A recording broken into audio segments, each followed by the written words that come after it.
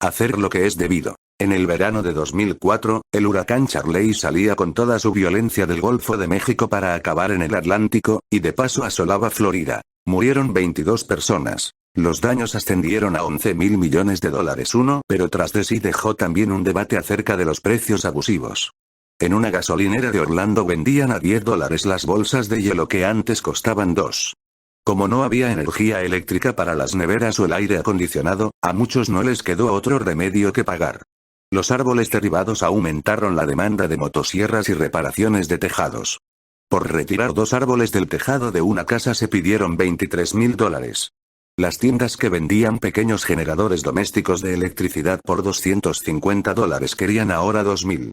A una mujer de 77 años que huía del huracán con su anciano marido y una hija discapacitada le cobraron $160 por noche por una habitación de motel, cuando normalmente solo cuesta $42. Muchos montaron en cólera en Florida por esos precios hinchados. Tras la tormenta, los buitres, rezaba un titular del periódico USA Today. Un vecino, cuando le dijeron que quitar un árbol que había caído sobre su tejado le iba a costar $10.500, declaró que estaba mal que los haya que quieran aprovecharse de las penalidades y desgracias de otros. Charlie Crist, el fiscal general de ese estado, pensaba lo mismo. Estoy asombrado de hasta dónde debe de llegar la codicia en el corazón de algunos para que pretendan aprovecharse de quienes están sufriendo por un huracán. 3. Florida tiene una ley que prohíbe las subidas especulativas de precios. Tras el huracán, la oficina del fiscal general recibió más de 2.000 quejas. Algunas llegaron a los tribunales, y con éxito. Un establecimiento de la cadena hotelera Days Inn, en West Palm Beach, tuvo que abonar $70.000 en multas y en devoluciones a clientes a los que había cobrado de más 4. Sin embargo, a la vez que Crist imponía la ley contra los precios abusivos, algunos economistas sostenían que esa ley, y la indignación ciudadana, estaban fuera de lugar. Los filósofos y teólogos medievales creían que el intercambio de productos debía estar regido por el precio justo, determinado por la tradición o el valor intrínseco de las cosas. En cambio, decían esos economistas, en una economía de mercado los precios vienen dados por la oferta y la demanda. No existe un precio justo. Según Thomas Sowell, economista defensor del libre mercado, precio abusivo es una expresión emocionalmente potente pero carente de sentido desde el punto de vista económico, de la que prescinden la mayoría de los economistas porque les parece demasiado confusa para tenerla en cuenta. Sowell pretendió explicar en el Tampa Tribune que los precios abusivos le vienen bien a la gente de Florida. Las acusaciones de que los precios son abusivos se producen cuando son claramente mayores de lo acostumbrado, escribía. Pero los precios a los que se está acostumbrado no son moralmente sacrosantos. No son más especiales o equitativos que otros precios que las circunstancias del mercado, incluidas las creadas por un huracán, puedan propiciar. 5. Un precio más alto del hielo, el agua embotellada, las reparaciones de los tejados, los generadores y las habitaciones de los moteles tiene la ventaja, sostenía Sowell, de que limita el uso por los consumidores e incentiva a proveedores de lugares distantes a suministrar los bienes y servicios más necesarios tras un huracán. Si el hielo se pone a $10 la bolsa, cuando Florida sufre cortes de electricidad durante los calores de agosto, los que lo fabrican verán que les merece la pena el esfuerzo de producir y expedir más. No tienen nada de injusto esos precios, explicaba Sowell. Solo reflejan el valor que compradores y vendedores deciden darles a las cosas que se intercambian. 6. Jeff Jacoby, columnista que aboga por el mercado, se basó en razones parecidas para atacar en el Boston Globe las leyes que prohíben las subidas especulativas de precios. No es abusivo cobrar tanto como el mercado pueda soportar. No es codicioso o desaprensivo. Así es como se asignan los bienes y servicios en una sociedad libre. Reconocía que las subidas bruscas y transitorias de precios despiertan la ira, sobre todo en aquellos a los que una tormenta mortífera ha sumido en una vorágine. Pero la cólera de la gente no justifica que se interfiera en el libre mercado. Al dar incentivos a los proveedores para que produzcan en mayor cantidad los bienes que se requieren, los precios aparentemente exorbitantes hacen más bien que mal.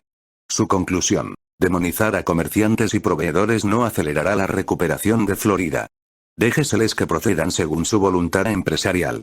7. El fiscal general Crist, republicano, que luego sería elegido gobernador de Florida, publicó un artículo de opinión en el periódico de Tampa donde defendía la ley que prohibía las subidas especulativas de precios. Cuando hay una emergencia, el gobierno no puede quedarse a un lado mientras se les están cobrando precios desaforados a quienes huyen para salvar la vida o quieren, tras el huracán, cubrir las necesidades básicas de sus familias. 8. Chris rechazaba que tales precios desaforados correspondiesen a un intercambio verdaderamente libre. No se trata de la situación normal de libre mercado, en la que los compradores deciden libremente, por su propia voluntad, acudir al mercado para encontrarse allí con quienes venden, por su propia voluntad también, y acordar con ellos un precio basado en la oferta y la demanda. Un comprador sujeto a coerción por una emergencia no tiene libertad. Forzosamente ha de adquirir lo que necesita, por ejemplo un alojamiento seguro. 9. El debate sobre los precios abusivos que se produjo tras el huracán Charley suscita serias cuestiones concernientes a la moral y a la ley. ¿Está mal que los vendedores de bienes y servicios saquen partido de un desastre natural cobrando tanto como el mercado pueda soportar? Si está mal, ¿qué debería hacer la ley al respecto, si es que debe hacer algo? ¿Debe prohibir el Estado las subidas especulativas de precios incluso si, con ello, interfiere en la libertad de compradores y vendedores de cerrar los tratos que deseen? Bienestar, libertad y virtud. Esas cuestiones no se refieren solo a cómo deberían tratarse los individuos entre sí, sino a qué debería ser la ley y a cómo debería organizarse la sociedad. Se refieren a la justicia. Para responderlas, habremos de indagar el significado de la justicia. La verdad es que ya hemos empezado a hacerlo. Si se presta suficiente atención al debate sobre los precios abusivos, se verá que los argumentos a favor y en contra de las leyes que los prohíben giran alrededor de 3 ideas: maximizar el bienestar, respetar la libertad y promover la virtud. Cada una de ellas apunta a una manera diferente de concebir la justicia. El argumento común en favor de los mercados sin restricciones descansa en 2 aseveraciones, una sobre el bienestar, la otra sobre la libertad. Según la primera, los mercados promueven el bienestar de la sociedad en su conjunto al ofrecer a los individuos incentivos para que trabajen mucho y suministren a los demás lo que quieren. Aunque a menudo equiparamos informalmente el bienestar con la prosperidad económica, el concepto técnico de bienestar es más amplio. En él caben aspectos de la satisfacción social que no son económicos. La segunda aseveración sostiene que los mercados respetan la libertad individual. En vez de imponer un cierto valor a los bienes y servicios, dejan que las personas escojan por sí mismas el que le dan a lo que se intercambian. No sorprende que los enemigos de las leyes contra los precios abusivos recurran a estos 2 bien conocidos argumentos en favor de los mercados libres. ¿Qué responden los partidarios de esas leyes? En primer lugar, sostienen que el bienestar de la sociedad en su conjunto no gana con que se cobren precios exorbitantes en tiempos difíciles. Aunque los precios elevados incrementen el suministro de bienes, hay que contrapesar tal beneficio con la carga que imponen en quienes menos puedan pagarlos. Para el acomodado, pagar precios inflados por la gasolina o una habitación de motel será irritante. Pero para quienes no tienen tanto supondrá una verdadera carga, que podrá hacer que se queden donde hay peligro en vez de ponerse a salvo. Los partidarios de las leyes contra los precios abusivos arguyen que todo cálculo del bienestar general ha de incluir las penalidades y el sufrimiento de quienes, por culpa de los precios demasiado altos, no puedan cubrir sus necesidades básicas durante una emergencia. En segundo lugar, quienes defienden las leyes que prohíben los precios abusivos mantienen que, en determinadas circunstancias, el libre mercado no es libre de verdad. Como señala Christ, un comprador sujeto a coerción no tiene libertad. Forzosamente ha de adquirir lo que necesita, por ejemplo un alojamiento seguro. Cuando se huye con la familia de un huracán, el precio exorbitante que se paga por la gasolina o por un refugio no es en realidad un intercambio voluntario. Está más cerca de una extorsión.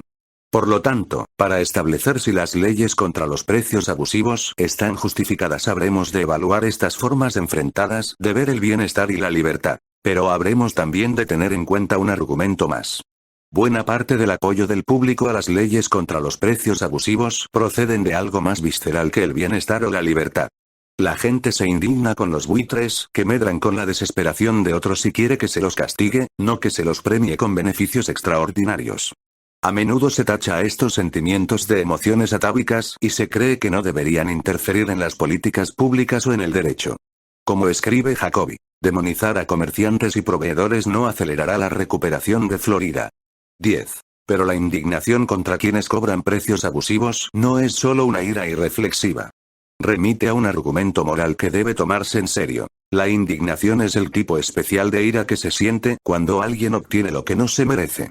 Tal indignación es ira contra la injusticia. Chris llegaba al origen moral de la indignación cuando se preguntaba hasta dónde debe de llegar la codicia en el corazón de algunos para que pretendan aprovecharse de quienes están sufriendo por un huracán. No relacionaba explícitamente este comentario con las leyes contra los precios abusivos. Sin embargo, en él va implícito un argumento del estilo del que se expone a continuación, el que podríamos llamar argumento de la virtud. La codicia es un vicio, una mala manera de ser, en especial cuando lleva a que no se tengan en cuenta los sufrimientos de los demás. No es ya que sea un vicio personal, es que choca con la virtud cívica. En tiempos de tribulación, una buena sociedad empuja unida. En vez de empeñarse en obtener el máximo provecho, los unos miran por los otros. Una sociedad donde se explota al prójimo para conseguir una ganancia económica en tiempos de crisis no es una buena sociedad. La codicia excesiva es, pues, un vicio que una buena sociedad debe desalentar, si puede. Las leyes contra los precios abusivos no pueden abolir la codicia, pero sí pueden, al menos, restringir sus expresiones más desaprensivas y demostrar que la sociedad la desaprueba. Al castigar el comportamiento codicioso en vez de recompensarlo, la sociedad expresa su adhesión a la virtud cívica del sacrificio compartido por el bien común. Reconocer la fuerza moral del argumento de la virtud no equivale a insistir en que prevalezca siempre sobre otras consideraciones que se le enfrenten. En ciertas circunstancias podría concluirse que una región golpeada por un huracán debería hacer un pacto con el diablo. Permitir los precios abusivos con la esperanza de atraer de bien lejos a un ejército de techadores y albañiles, aunque haya que incurrir en el coste moral de dar el visto bueno a la codicia. Arréglense los tejados ahora y la fibra de la sociedad después. Pero sobre todo hay que percatarse de que el debate sobre las leyes contra los precios abusivos no se refiere solo al bienestar y la libertad, sino también a la virtud, al cultivo de actitudes y disposiciones, a las cualidades del carácter de las que depende una buena sociedad. A algunos, entre ellos muchos que son partidarios de las leyes contra los precios abusivos, el argumento de la virtud les incomoda. La razón parece que depende de juicios de valor más que los argumentos que se fundamentan en el bienestar y la libertad. Preguntarse si una política acelerará la recuperación económica o estimulará el crecimiento económico no entraña un juicio acerca de las preferencias de las personas. Da por sentado que no hay quien no prefiera ganar más a ganar menos, y no juzga cómo se gaste nadie luego su dinero. De modo parecido, preguntarse si las personas son verdaderamente libres de elegir cuando las circunstancias son coercitivas no lleva a evaluar sus preferencias. El problema está en si son libres o si están sujetas a coerción, y si lo son, en qué medida. El argumento de la virtud, por el contrario, se basa en un juicio, el de que la codicia es un vicio que el Estado debe desalentar. Pero ¿quién juzga qué es una virtud y qué un vicio? Entre los ciudadanos de las sociedades pluralistas, ¿no hay acaso discrepancias por tales cosas? ¿Y no es peligroso imponer juicios relativos a la virtud por medio de leyes? Movidos por esta inquietud, muchos sostienen que el Estado debe ser neutral en lo que se refiere a virtudes y vicios. No debe perseguir el cultivo de las actitudes buenas o desalentar las malas. Cuando tentamos nuestras reacciones ante los precios abusivos vemos, pues, que nos empujan hacia dos direcciones distintas. Nos indignamos cuando hay quienes reciben lo que no se merecen. Habría que castigar, pensamos, la codicia que se nutre de la miseria humana, no recompensarla. Y, sin embargo, nos inquietamos cuando juicios relativos a la virtud llegan a convertirse en ley. Este dilema apunta a una de las grandes cuestiones de la filosofía política. ¿Una sociedad justa ha de perseguir el fomento de la virtud de sus ciudadanos? ¿O no debería más bien la ley ser neutral entre concepciones contrapuestas de la virtud, de modo que los ciudadanos tengan la libertad de escoger por sí mismos la mejor manera de vivir? Según cuentan los manuales, esta cuestión separa el pensamiento político antiguo del moderno. En un aspecto importante, los manuales tienen razón. Aristóteles enseña que la justicia consiste en dar a cada uno lo que se merece. Y para determinar quién merece qué, hemos de determinar qué virtudes son dignas de recibir honores y recompensas. Según Aristóteles, no podemos hacernos una idea de cómo es una constitución justa sin haber reflexionado antes sobre la manera más deseable de vivir. Para él, la ley no puede ser neutral en lo que se refiere a las características de una vida buena. Por el contrario, los filósofos políticos modernos, desde Immanuel Kant en el siglo XVIII a John Rawls en el XX, sostienen que los principios de la justicia que definen nuestros derechos no deberían fundamentarse en ninguna concepción particular de la virtud o de cuál es la forma de vivir más deseable. Muy al contrario, una sociedad justa respeta la libertad de cada uno de escoger su propia concepción de la vida buena. Podría, pues, decirse que las teorías antiguas de la justicia parten de la virtud, mientras que las modernas parten de la libertad. Y en los capítulos siguientes exploraremos los puntos fuertes y débiles de ambas. Pero conviene tener bien presente que esa oposición puede llevar a error. Pues si fijamos nuestra atención en las discusiones sobre la justicia que animan la política contemporánea, no entre los filósofos, sino entre los hombres y mujeres corrientes, veremos un cuadro más complicado.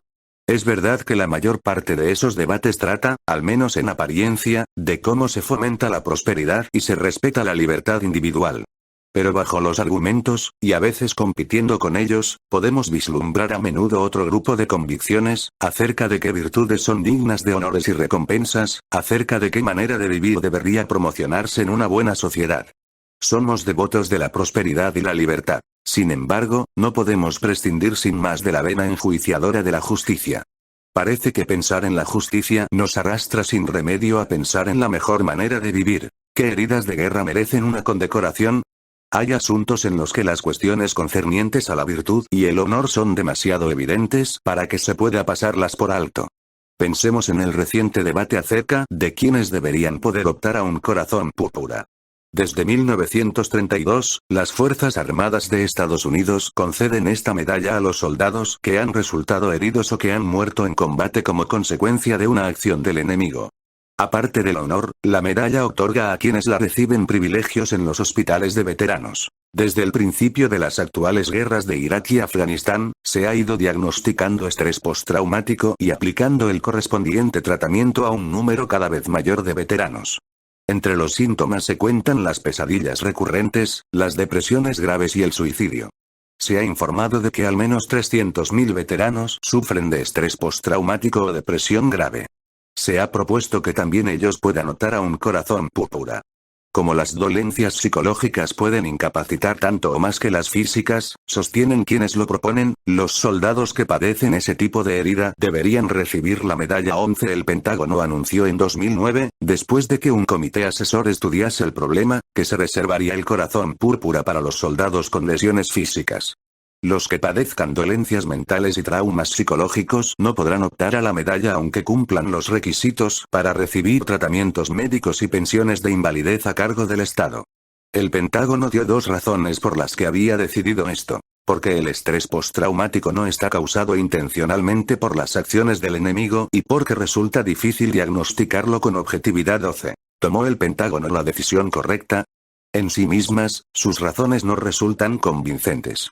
En la guerra de Irak, una de las lesiones que con mayor frecuencia ha conducido a la concesión de un corazón púrpura es la perforación del tímpano causada por explosiones cercanas. 13. Pero a diferencia de las balas y las bombas, esas explosiones no son una deliberada táctica del enemigo para herir o matar. Son, como el estrés postraumático, un dañino efecto secundario de lo que ocurre en el campo de batalla.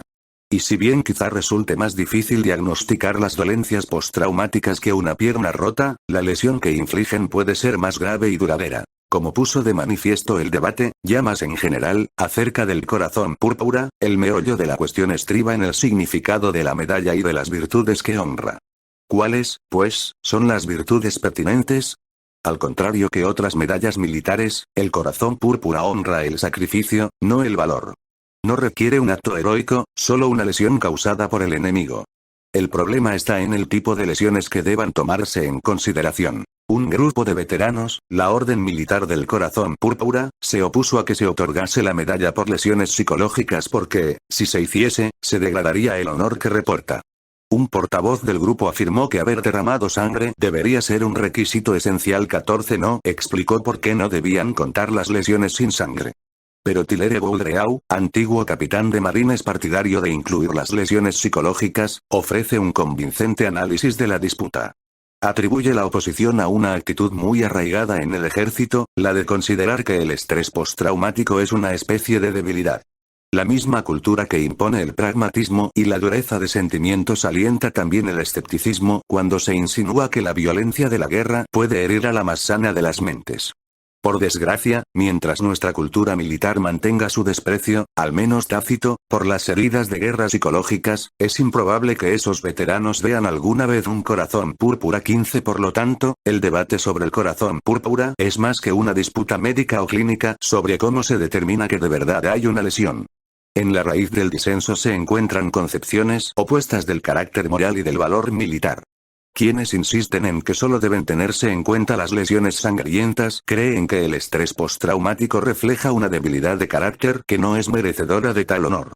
Quienes creen que las lesiones psicológicas deben dar opción a recibir la medalla arguyen que los veteranos que sufren traumas duraderos y depresiones graves se han sacrificado por su país tan indudablemente, y tan honrosamente, como los que han perdido una pierna. La disputa sobre el corazón púrpura ilustra la lógica moral de la teoría aristotélica de la justicia.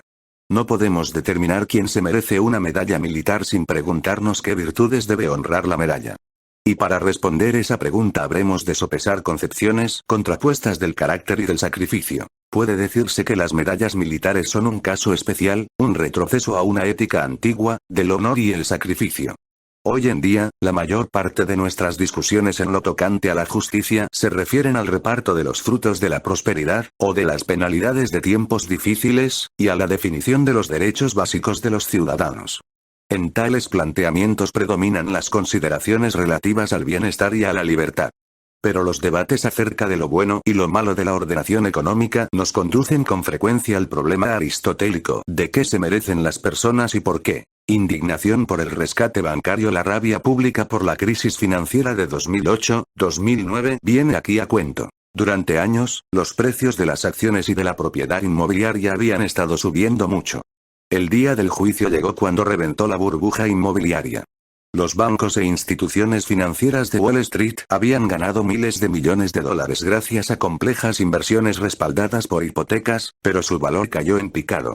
Las antes orgullosas firmas de Wall Street se balanceaban ahora al borde del abismo. El mercado bursátil se hundió, y arrastró consigo no solo a los grandes inversores, sino a los estadounidenses corrientes, cuyos planes de pensiones perdieron buena parte de su valor. La riqueza total de las familias estadounidenses disminuyó en 2008 en 11 billones de dólares, cantidad igual a la producción anual de Alemania, Japón y el Reino Unido juntos. 16 En octubre de 2008, el presidente George W. Bush pidió al Congreso 700.000 millones de dólares para rescatar a los grandes bancos y entidades financieras de la nación. No parecía equitativo que Wall Street gozase de beneficios enormes en los buenos tiempos y que ahora que las cosas iban mal pidiera a los contribuyentes que pagasen la factura. Pero no parecía haber otra salida. Los bancos y demás entidades financieras habían crecido tanto y habían llegado a influir hasta tal punto en cada aspecto de la economía que su hundimiento habría arrastrado consigo al sistema económico entero. Eran demasiado grandes para caer. Nadie defendió que los bancos y las entidades de inversión se mereciesen el dinero. Sus desenfrenadas apuestas, posibles gracias a la inadecuada regulación gubernamental, habían creado la crisis. Pero sí cabía argumentar que la salud de la economía en su conjunto parecía depender de que se pasase por alto la equidad. El Congreso concedió a regañadientes los fondos para el rescate. Entonces vino lo de las primas. Poco después de que el dinero del rescate empezase a fluir, las noticias hacían saber que algunas de las entidades nutridas ahora por la ubre pública estaban entregando a sus ejecutivos millones de dólares en forma de primas. El caso más escandaloso fue el del American International Group, AIG, gigantesca compañía de seguros arruinada por las inversiones de riesgo de su unidad de productos financieros. Pese a haber sido rescatada por masivas inyecciones de dinero público, en total, 173.000 millones de dólares, la compañía pagó 165 millones de dólares en concepto de primas a los ejecutivos de esa misma división que había precipitado la crisis. 73 empleados recibieron primas de $1 millón o más. 17 La noticia de las primas desencadenó airadas protestas públicas por todas partes. Esta vez, la indignación no era por bolsas de hielo a $10 o por habitaciones de motel demasiado caras. Era por unas recompensas muy sustanciosas, costeadas con el dinero de los contribuyentes y percibidas por los miembros de la misma división que había contribuido a que el sistema financiero casi se desintegrara. Algo estaba mal en una situación así. Aunque el Estado poseía ahora el 80% de la empresa, el secretario del Tesoro rogó en vano al consejero delegado de AIG, nombrado por el propio gobierno, que rescindiese las primas. No podemos atraer y retener a los mejores y más brillantes talentos, contestó el consejero delegado. Si los empleados creen que su remuneración está sometida a ajustes continuos y arbitrarios por parte del Tesoro de Estados Unidos, afirmaba que se necesitaban las aptitudes de los empleados para deshacerse de los activos tóxicos en beneficio de los contribuyentes, quienes, al fin y al cabo, eran los dueños de la mayor parte de la compañía. 18. El público reaccionó con furia. Un titular a página completa de un periódico sensacionalista, el New York Post, expresaba el sentimiento de muchos. No tan deprisa, bastardos codiciosos. 19. La Cámara de Representantes intentó recuperar esos pagos aprobando una proposición de ley por la que se impondría un gravamen del 90% a las primas entregadas a empleados de empresas que recibiesen fondos de rescate sustanciosos. 20. Presionados por el fiscal general del estado de Nueva York, Andrew Cuomo, 15 de los 20 principales perceptores de primas de AIG aceptaron devolverlas. Se recuperaron unos $50 millones. 21. Este gesto templó en cierta medida la ira pública, y la medida fiscal punitiva no aunó ya suficientes apoyos en el Senado. 22. El episodio, no obstante, hizo que la gente fuese reacia a que se gastara más dinero en arreglar el desbarajuste creado por las entidades financieras. La indignación por el rescate se fundamentaba en una sensación de injusticia. Aún antes de que surgiese lo de las primas, el apoyo social al rescate estaba plagado de dudas y contradicciones. Los estadounidenses sentían el desgarro de, por una parte, tener que evitar un colapso económico que perjudicaría a todos, pero sin, por la otra, dejar de creer que destinar sumas enormes a unos bancos que habían fracasado era muy injusto. Para evitar el desastre económico, el Congreso y el público accedieron. Pero, desde un punto de vista moral, se tenía la impresión de haber sido víctimas de una forma de extorsión. Tras la indignación por el rescate, había una creencia sobre el merecimiento según el punto de vista de la moral. Los ejecutivos que recibieron las primas no se las merecían, como tampoco el rescate las firmas a las que se saldó. ¿Pero por qué no? La razón podría ser menos evidente de lo que parece. Piénsese en dos respuestas posibles, una que se refiere a la codicia y la otra al fracaso. Una de las causas de la indignación era que las primas parecían recompensar la codicia, tal y como el titular del tabloide indicaba sin ambajes. A la gente le parecía inaceptable. No solo las primas, sino el rescate en su conjunto, parecían premiar perversamente la conducta codiciosa en vez de castigarla. Los que negociaban con derivados financieros, con sus desenfrenadas inversiones en busca de beneficios cada vez mayores, habían llevado a sus empresas, y al país, a una angustiosa situación de peligro financiero. Tras embolsarse los beneficios en los buenos tiempos, no veían nada malo en cobrar primas de $1 millón pese a que sus inversiones habían sido ruinosas. 23. No solo los acusaron de codicia los periódicos sensacionalistas, sino también, con maneras más decorosas, algunos representantes políticos.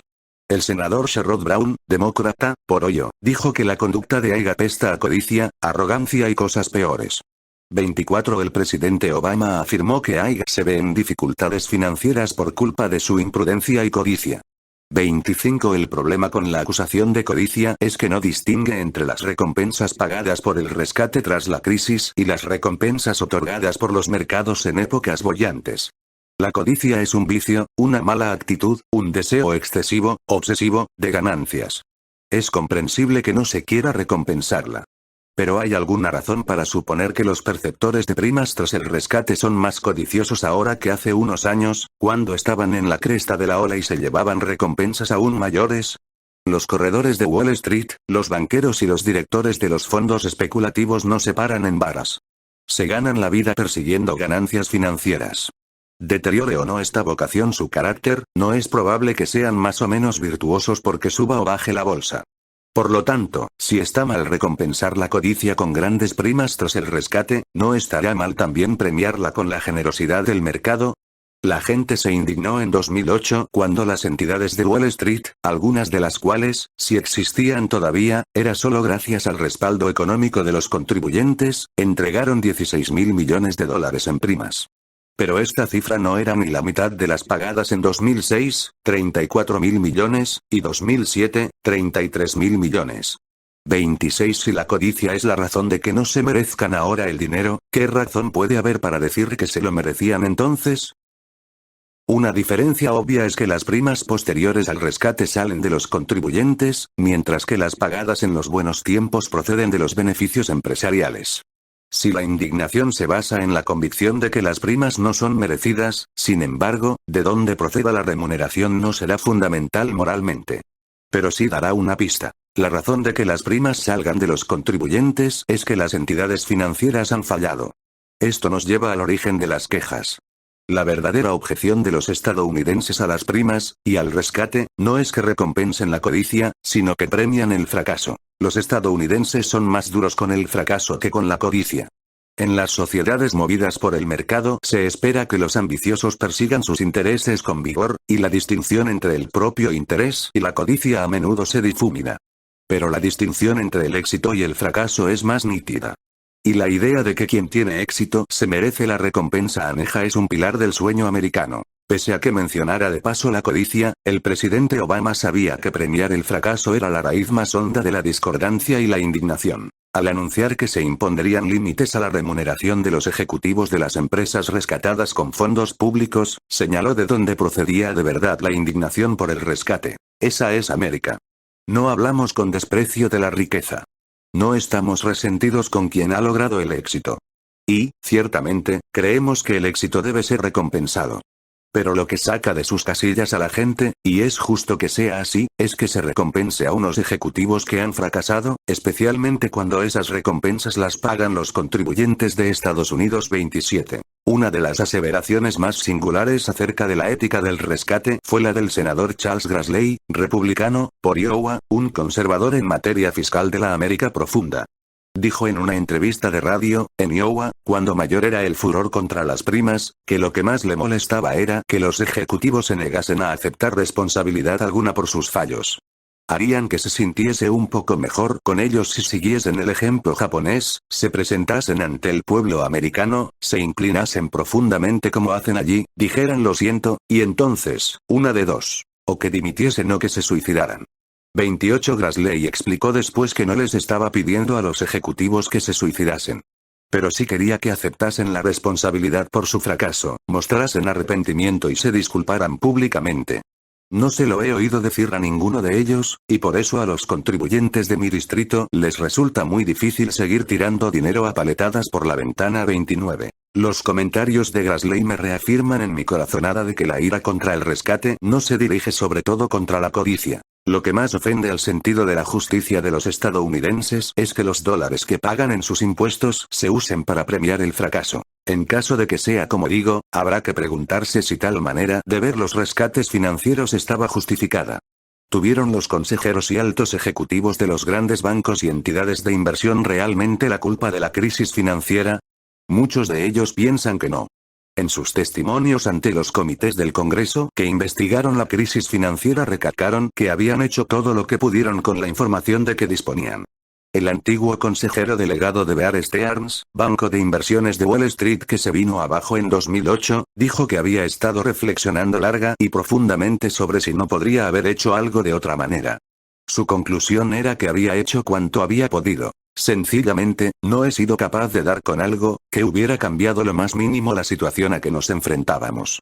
30 otros directores de compañías que fallaron creen lo mismo, e insisten en que fueron víctimas de un tsunami financiero que no podían controlar. 31 Los corredores jóvenes adoptan una actitud parecida, y les cuesta entender que sus primas desaten la furia de la gente.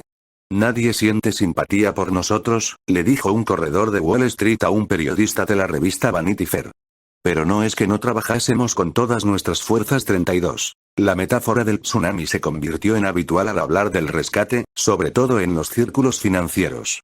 Si los ejecutivos tuviesen razón en que el fracaso de sus empresas se debió a fuerzas económicas a la mayor escala, no a sus propias decisiones, ahí tendríamos el motivo de que no expresasen remordimiento, como quería el senador Grassley. Pero se suscitaría también una cuestión de muy amplio alcance concerniente al fracaso, el éxito y la justicia. Si son grandes fuerzas económicas, fuerzas sistémicas, las que explican las pérdidas desastrosas de 2008 y 2009, ¿no se podría sostener que explican también las deslumbrantes ganancias de años anteriores? Si de los años malos hay que echarle la culpa al tiempo, ¿cómo es posible que el talento, la sabiduría y el duro trabajo de banqueros, corredores y ejecutivos de Wall Street sean los causantes de las magníficas rentas que se obtienen cuando brilla el sol? Los directivos de las entidades financieras, enfrentados a la indignación pública creada porque se pagasen primas por fallar, argumentaron que los beneficios financieros no son fruto suyo exclusivamente, sino de fuerzas que escapan a su control. Puede que tengan algo de razón. Pero si es así, hay buenas razones para poner en entredicho su pretensión de cobrar remuneraciones desmesuradas en los buenos tiempos. No cabe duda de que el final de la Guerra Fría, la globalización del comercio y de los mercados de capitales, y el auge de los ordenadores personales y de Internet, entre otros muchos factores, contribuyen a explicar el éxito de las entidades financieras en sus bollantes años 90 y en los primeros años del siglo XXI. En 2007, la remuneración de los directores generales de las mayores empresas de Estados Unidos fue 344 veces la de un trabajador medio. 33. ¿Cuáles son las razones, si es que hay alguna, de que los ejecutivos se merezcan ganar muchísimo más que sus empleados? La mayoría de esos directivos trabajan con ahínco y aportan aptitudes a lo que hacen. Pero téngase en cuenta lo siguiente. En 1980 ganaban solo 42 veces más que sus trabajadores. 34. Los ejecutivos de 1980 tenían menos aptitudes y se esforzaban menos que los de hoy. ¿O no será que las diferencias en la retribución reflejan contingencias que no tienen nada que ver con la capacidad y la preparación? O comparemos la remuneración total de los ejecutivos en Estados Unidos y en otros países. Los directores generales de las principales empresas estadounidenses ganan, en promedio, $13,3 millones al año, según los datos de 2004-2006, mientras que en Europa ganan 6 millones y en Japón 1,35. El mérito de los ejecutivos estadounidenses es el doble que el de sus análogos europeos y 9 veces el de los japoneses. ¿O no será que estas diferencias reflejan factores que no tienen nada que ver con el esfuerzo y la brillantez con que los ejecutivos efectúen su trabajo? La indignación contra el rescate financiero que cundió en Estados Unidos a principios de 2009 expresaba una opinión compartida por muchos, que quienes arruinan sus empresas con inversiones arriesgadas no merecen que se les recompense con millones de dólares de bonificación. Pero el debate acerca de las primas suscita otras cuestiones relativas a quién se merece qué en los buenos tiempos. Quienes tienen éxito, ¿se merecen lo que les entregan los mercados? ¿Esos beneficios no dependen de factores que no controlan? ¿Y cuáles son las consecuencias para las obligaciones mutuas entre los ciudadanos, en los tiempos buenos y en los malos?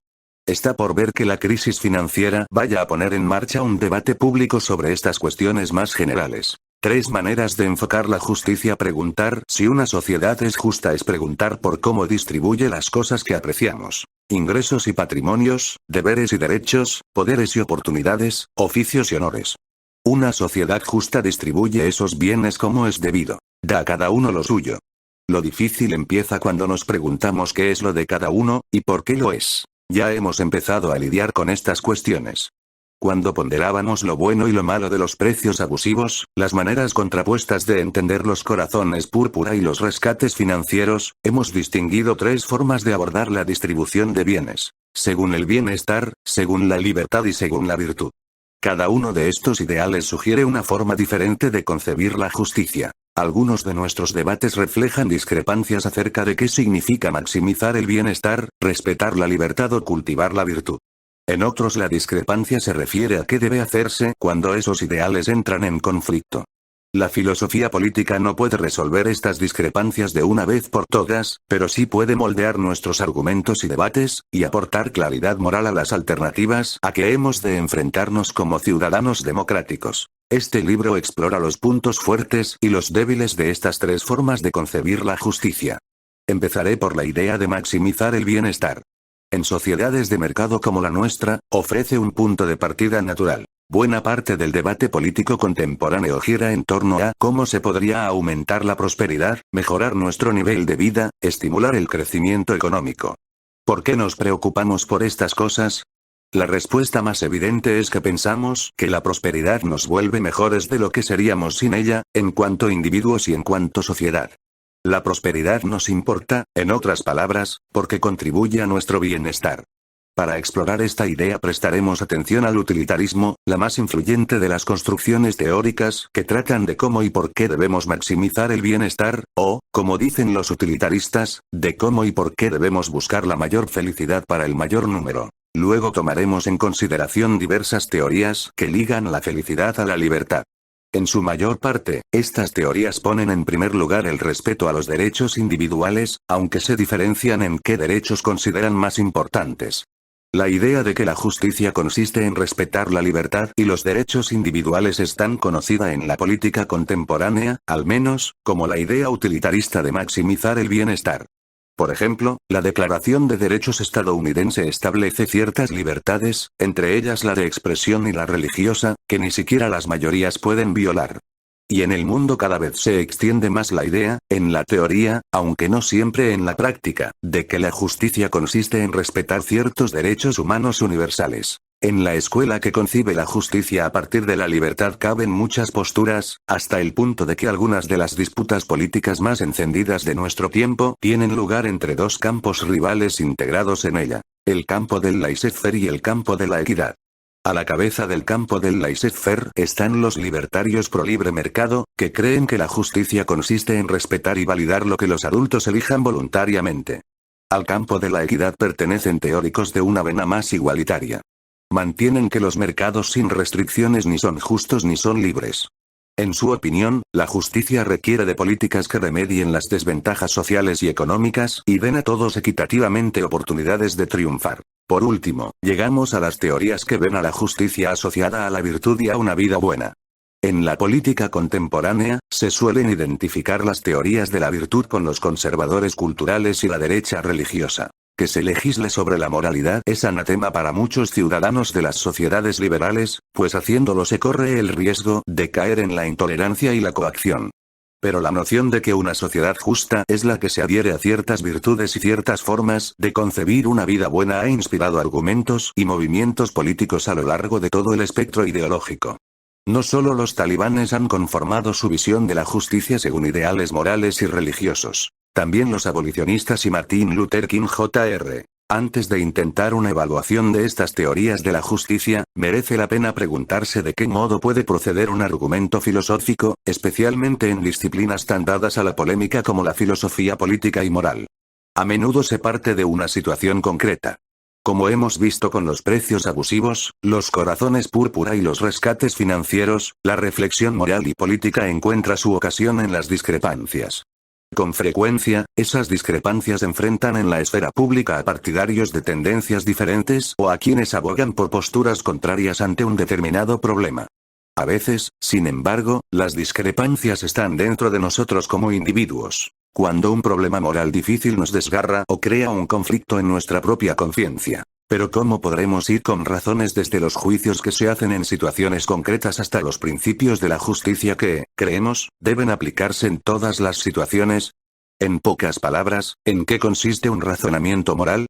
Para ver cómo puede proceder un razonamiento moral, pensemos en dos situaciones. La primera, una historia hipotética, fantasiosa, muy estudiada por los filósofos. La otra, una historia real en la que se vivió un angustioso dilema moral. Consideremos primero la situación hipotética de los filósofos. 36. Como todas las historias de esa especie, prescinde de muchas de las complicaciones de la realidad, lo que permitirá que nos centremos en un número limitado de problemas filosóficos. El tranvía sin frenos. Imagine que conduce un tranvía a 100 km por hora.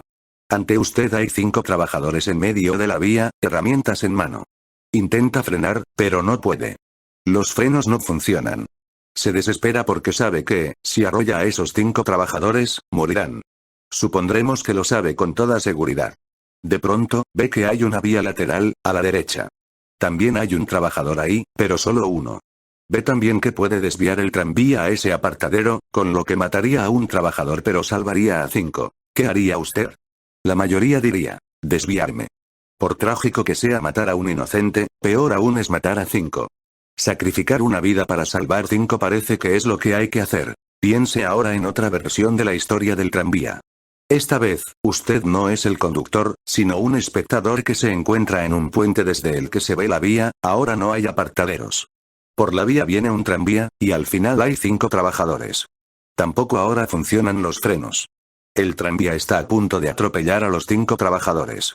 Usted se siente incapaz de impedir el accidente, hasta que se da cuenta de que, cerca, en el puente, hay un hombre muy entrado en carnes.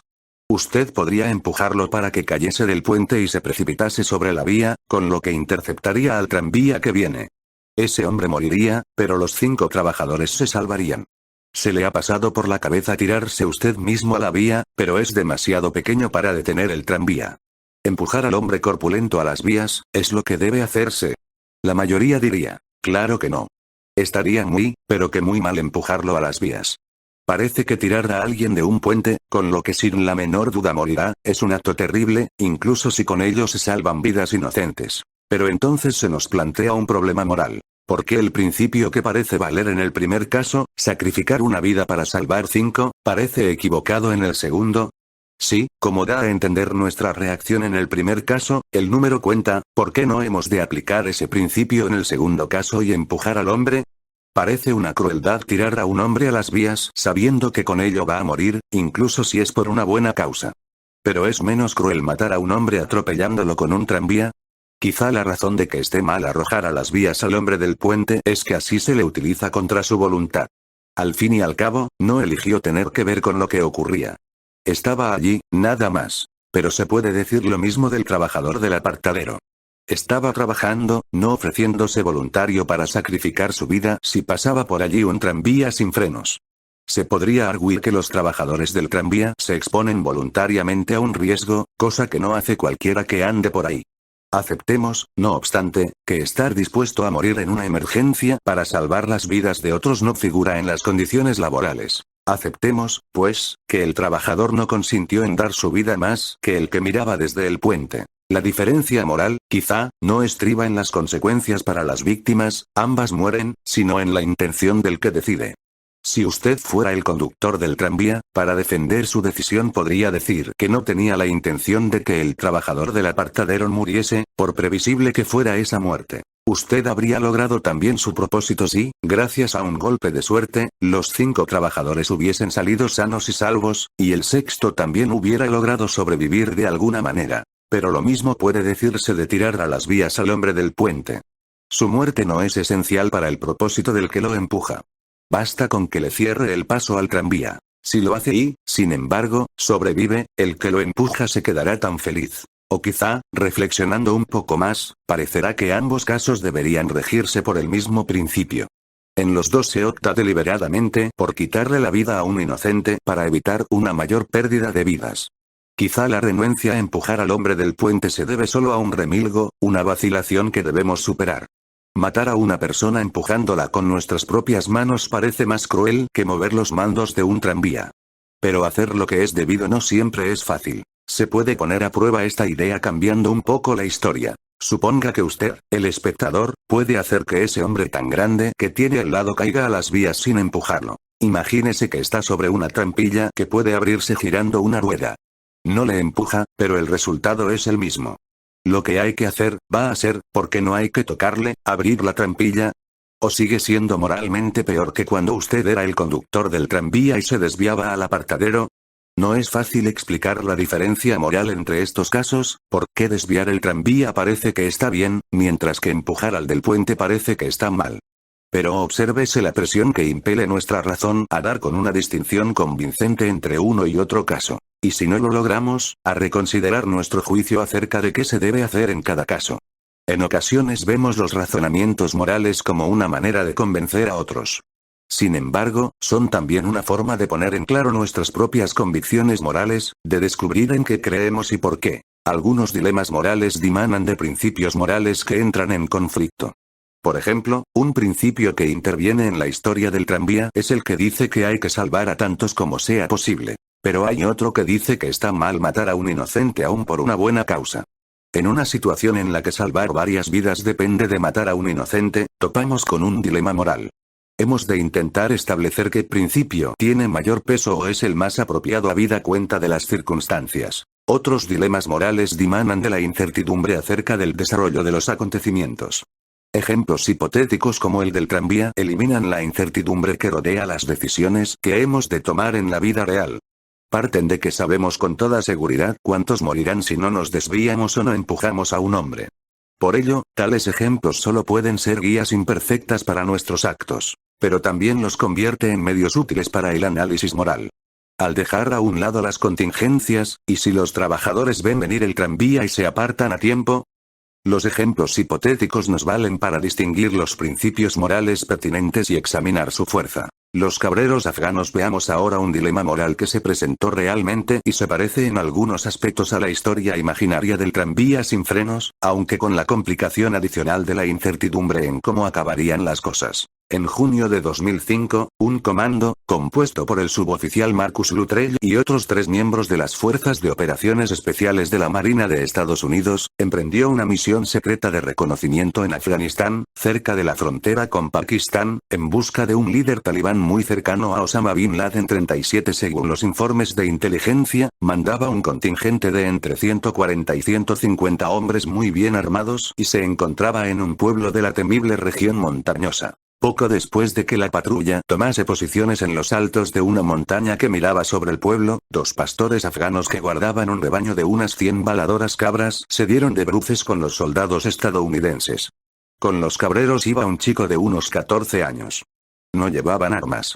Los soldados les apuntaron con los rifles, les obligaron a sentarse en el suelo y debatieron sobre qué debían hacer con ellos. Por una parte, los cabreros parecían civiles desarmados. Por la otra, si les dejaban marchar corrían el riesgo de que informasen a los talibanes de la presencia de soldados estadounidenses. Al sopesar las opciones, los 4 soldados cayeron en la cuenta de que no tenían una cuerda, así que no podían dejar allí atados a los pastores mientras ellos buscaban otro escondite. No había más salida que matarlos o dejar que se fueran. Uno de los camaradas de Luttrell abogó por matarlos. Estamos de servicio tras las líneas enemigas, nos han enviado nuestros jefes. Tenemos derecho a hacer lo que podamos por salvar la vida. La decisión militar es evidente. Soltarlos sería un error. 38 Luttrell no sabía a qué hacer caso. Sentía con toda mi alma que él tenía razón, escribiría más tarde. No podíamos soltarlos. Pero mi problema era que yo tenía otra alma, mi alma cristiana. Y se estaba apoderando de mí. En el fondo de mi conciencia algo no paraba de susurrarme que estaría mal ejecutar a sangre fría a esos hombres desarmados. 39 Luttrell no explica qué entendía por su alma cristiana, pero al final su conciencia no le dejó matar a los cabreros. Suyo fue el voto decisivo a favor de liberarlos. Uno de sus 3 camaradas se abstuvo. De ese voto, se iba a arrepentir. Alrededor de hora y media después de que hubiesen liberado a los cabreros, los 4 soldados se vieron rodeados por 180 combatientes talibanes armados con AK-47 y lanzacohetes. En la feroz lucha, los 3 compañeros de Luttrell murieron.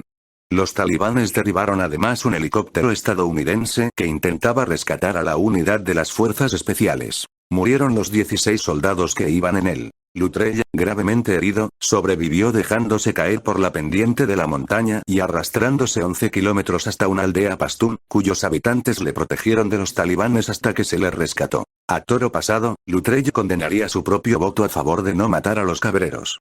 Fue la decisión más estúpida, más descerebrada, más de sureño cerril que haya tomado en mi vida, escribe en el libro donde contó lo sucedido. Debía de estar fuera de mis cabales. Realmente voté por algo que sabía que podía ser nuestra sentencia de muerte. Al menos, así es como veo ahora aquellos momentos. El voto decisivo fue el mío, y me perseguirá hasta que me entierren en una tumba del este de Texas. 40 Parte de la dificultad del dilema de los soldados se debía a la incertidumbre sobre qué ocurriría si liberaban a los afganos. ¿Se limitarían a seguir su camino o avisarían a los talibanes? Pero supongamos que Luttrell hubiese sabido que soltar a los cabreros acabaría en una batalla devastadora, que en ella morirían sus 3 camaradas y 16 soldados estadounidenses más, y él mismo quedaría gravemente herido, y que la misión fracasaría. ¿Habría sido otra su decisión? Para Luttrell, mirando hacia atrás, estaba claro. Debería haber matado a los cabreros. Dado el desastre final, cuesta no estar de acuerdo. Por lo que se refiere al número, la decisión de Luttrell se parece a las que había que tomar en el caso del tranvía. Si hubiese matado a los 3 afganos, habría salvado las vidas de sus 3 camaradas y de los 16 soldados estadounidenses que intentaron rescatarlos. ¿Pero a qué versión de la historia del tranvía se parece? ¿Matar a los cabreros, se parecería más a desviar el tranvía o a tirar al hombre del puente? Que Luttrell se viera venir el peligro y, pese a ello, no pudiera convencerse de que había que matar a sangre fría a civiles desarmados lleva a pensar que se parece más a la versión del empujón. Y, sin embargo, da la impresión de que, en cierta forma, es más defendible matar a los cabreros que tirar al hombre del puente. Quizás sea porque sospechamos que, dado el resultado, no eran unos inocentes al margen del conflicto, sino simpatizantes de los talibanes. Piense en esta analogía. Si tuviésemos alguna razón para creer que el hombre del puente había estropeado los frenos del tranvía esperando que así mataría a los trabajadores de las vías, digamos que eran enemigos suyos, el argumento moral a favor de empujarlo a las vías iría pareciendo más fuerte. Tendríamos todavía que saber quiénes eran sus enemigos y por qué quería matarlos. Si nos enterásemos de que los trabajadores de las vías eran miembros de la resistencia francesa y el hombre corpulento del puente un nazi que quería matarlos estropeando el tranvía, defender que se le empujase para salvarlos pasaría a ser moralmente convincente. Es posible, claro está, que los cabreros afganos no fuesen simpatizantes talibanes, sino que permanecieran neutrales en el conflicto o incluso que estuviesen en contra de los talibanes, pero que estos los hubiesen forzado a revelar la presencia de los soldados estadounidenses. Supongamos que Luttrell y sus camaradas supiesen con certeza que los cabreros no les deseaban mal alguno, pero que los talibanes los iban a torturar para que les dijeran dónde se encontraban. Los estadounidenses podrían en tal caso haber matado a los pastores de cabras para proteger su misión y protegerse a sí mismos, pero tal decisión habría sido más angustiosa, y más discutible moralmente, que si hubiesen sabido que eran espías de los talibanes. Dilemas morales poco sabremos de tomar decisiones que puedan tener consecuencias tan graves como las que hubieron de tomar los soldados en la montaña o al que veía venir el tranvía sin frenos. Pero ejercitarse con dilemas de esa especie arroja luz sobre la manera en que procede un argumento moral, sea en nuestra vida privada, sea en la esfera pública. En las sociedades democráticas la vida está llena de desacuerdos acerca de lo que está bien y de lo que está mal, de la justicia y la injusticia. Algunos están a favor del derecho a abortar y otros consideran que el aborto es un asesinato. Algunos creen que es equitativo cobrar impuestos a los ricos para ayudar a los pobres, mientras que otros creen que es injusto obtener mediante un impuesto dinero de quienes se lo han ganado con su esfuerzo. Algunos defienden la acción afirmativa, la discriminación positiva a favor de alguna minoría, en la admisión a las universidades como modo de enmendar errores del pasado, mientras que otros creen que es una forma injusta de discriminación inversa que perjudica a personas que se merecen el ingreso por sus propios méritos. Algunos rechazan que se torture a los sospechosos de ser terroristas porque creen que se trata de un acto moralmente abominable indigno de una sociedad libre, mientras que otros lo defienden como una última defensa contra un ataque terrorista. Las elecciones se ganan y pierden por esos desacuerdos. En las llamadas guerras culturales se lucha por ellos. Con la pasión y la intensidad con que debatimos las cuestiones morales en la vida pública, podría tentarnos el pensar que nuestras convicciones morales están fijadas de una vez por todas, sea por nuestra crianza, sea por la fe, más allá del alcance de la razón. Pero si eso fuera cierto, la persuasión moral resultaría inconcebible, y lo que consideramos un debate público sobre la justicia y los derechos no sería más que un intercambio de aserciones dogmáticas, una guerra de tartas ideológica. Nuestra política, en sus peores aspectos, se acerca a esa descripción. Pero no tiene por qué ser así. A veces, un argumento puede cambiar nuestras ideas. ¿Cómo podremos, pues, abrirnos paso mediante razonamientos en el disputado territorio de la justicia y la injusticia, la igualdad y la desigualdad, los derechos individuales y el bien común? Este libro intenta responder tal pregunta. Una manera de empezar es percibir el modo en que la reflexión moral emerge de forma natural al toparse con un problema moral difícil. Al principio tenemos una opinión, o una convicción, acerca de lo que se debe hacer. Hay que desviar el tranvía al apartadero. Reflexionamos entonces sobre la razón de ese convencimiento y buscamos el principio en que se basa. Es mejor sacrificar una vida que dejar que mueran muchos. Al encontrarnos con una situación donde el principio en sí resulta confuso, la confusión nos invade a nosotros mismos. Pensaba que lo que había que hacer era siempre salvar tantas vidas como se pudiese, y sin embargo parece que está mal tirar del puente al hombre, o matar a los cabreros desarmados. Sentir la fuerza de esa confusión, y la presión por despejarla, es el impulso que nos lleva a la filosofía. Sometidos a una tensión así, revisaremos nuestro juicio sobre lo que debe hacerse o reconsideraremos el principio del que partimos. Cuando nos encontramos con nuevas situaciones, vamos y venimos entre los juicios que adoptamos y los principios a que nos atenemos, y revisamos juicios y principios unos a la luz de los otros. La reflexión moral consiste en ir cambiando de punto de vista, del propio del mundo de la acción al del reino de las razones, y de de nuevo a aquel. Esta forma de concebir los argumentos morales, como una dialéctica entre nuestros juicios sobre las situaciones particulares y los principios a los que nos adherimos al reflexionar, viene de lejos.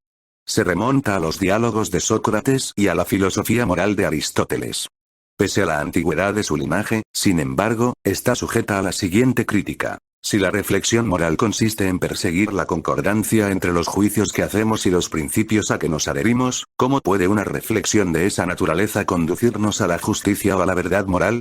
Aunque lográsemos, en el curso de una vida, que nuestras intuiciones morales concordasen con los principios con los que nos comprometemos, ¿qué confianza podríamos tener en que el resultado no fuese más que una madeja de prejuicios congruentes? La respuesta es que la reflexión moral no es una empresa solitaria, sino un empeño público. Requiere un interlocutor, un amigo, un vecino, un compañero, otro ciudadano. A veces el interlocutor puede no ser real, puede ser imaginario, como cuando debatimos con nosotros mismos. Pero no podremos descubrir el significado de la justicia o la mejor manera de vivir por medio solo de la introspección. En la República de Platón, Sócrates compara a los ciudadanos comunes a unos prisioneros encerrados en una cueva. Solo ven sombras cambiantes en la pared, reflejos de objetos que nunca les serán perceptibles. Solo el filósofo, según esta concepción, puede ascender desde la cueva hasta la brillante luz del día, donde ve las cosas como son en realidad. Según Sócrates, solamente el filósofo, por haber vislumbrado el sol, es el adecuado para gobernar a los moradores de la cueva, si es que se le puede convencer de que retorne a la oscuridad en que viven. Lo que Platón quiere expresar con esto es que, para captar el significado de la justicia y la naturaleza de la vida buena, hemos de elevarnos sobre los prejuicios y rutinas de la vida diaria. Tiene razón, creo, pero solo en parte. A la cueva debe reconocérsele lo suyo. Si la reflexión moral es dialéctica, si va y viene entre los juicios que hacemos en situaciones concretas y los principios que los informan, necesitará de opiniones y convicciones, por parciales que sean y poco documentadas, como del aire que se respira. Una filosofía a la que no rocen las sombras sobre la pared no será sino una utopía estéril. Cuando la reflexión moral se vuelve política, cuando se pregunta qué leyes deben gobernar nuestra vida colectiva, le es imprescindible entremezclarse en alguna medida con el tumulto de la ciudad, con las disputas e incidentes que agitan el espíritu público. Los debates acerca de los rescates financieros y de los precios abusivos, de la acción afirmativa y de la desigualdad entre los ingresos de unos y otros, del servicio militar y del matrimonio entre personas del mismo sexo, son los materiales de la filosofía política. Nos incitan a expresar y justificar nuestras convicciones morales y políticas, no solo ante familiares y amigos, sino también en la exigente compañía de los conciudadanos. Más exigente aún es la compañía de los filósofos políticos, antiguos y modernos, que escudriñaron con su pensamiento, a veces de modo radical y sorprendente, las ideas que animan la vida cívica. La justicia y los derechos, las obligaciones y el consentimiento, el honor y la virtud, la moral y la ley. Aristóteles, Immanuel Kant, John Stuart Mill y John Rawls figuran en estas páginas, pero no por orden cronológico. Este libro no es una historia de las ideas, sino un viaje por la reflexión moral y política. Su meta no consiste en mostrar quién ha influido en quién en la historia del pensamiento político, sino invitar a los lectores a que sometan sus propios puntos de vista sobre la justicia a examen crítico, a que determinen qué piensan y por qué lo piensan.